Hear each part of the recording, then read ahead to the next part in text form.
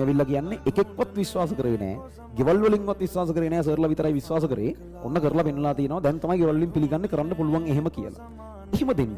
උඹලා විශ්වාස කරන්නේ නැති උන්ට, උඹලට බෑ කියන උන්ට, උඹලා පල්ලෙහාට දාලා තියෙන උන්ට ඒවලේ උත්තර දෙන්න එපා. වැඩේ කරලා සුපිරි රිටර්න් එකක් දීලා පෙන්නන්න ළමයි. උන්ගේ කයි කතන්දර වළංගු වෙන්නේ නැති තැනට දාලා පෙන්නන්න. මම කිව්වා මං ඔන්න කරලා පෙන්නවා. එහෙම දෙන්න උත්තරයක්. ඒ තියෙන තරහ, ඒ තියෙන දුක වගේ එක අනිත් පැත්තට හරවන්න. ඒකෙන් වැඩ කරන්න පටන් ගන්න. ඒක ඔයාගේ වැඩේට හේතුවක් කරගන්න. අනිත් පැත්තට වැඩේ කරලා විල පෙන්නන්න. කොහොමද දැන් බෑ කිව්වනේ මොකද්ද මේ කරලා තියෙන්නේ මං කරානේ කියලා. එතනින් ඉස්සරහට ආයේ කතන්දර කියන්නේ නැහැ කවුරුත්. එහෙම එකක් හදන්න. එතනින් එන කොන්ෆිඩන්ස් එක ඔයාට. මොකා බෑ කිව්වත් ඔයා දන්නවාට පුළුවන් කියලා. එහෙම එකක් එනවනේ. ඔයා කාගෙන යනවනේ ඊට පස්සේ. ඒ ලෙවල් වලින් මාර කොන්ෆිඩන්ස් එකක් හැදෙන්නේ. Taman ඔය අනුන් බෑ කියන එකක් කරාම පට්ට කොන්ෆිඩන්ස් හැදෙන්න ළමයි. එහෙම කරන්න. ඔයාට බෑ කියන එකම කරලා පෙන්නන්න. බෑ කියන ගානට ඒක කරන්න හේතුව.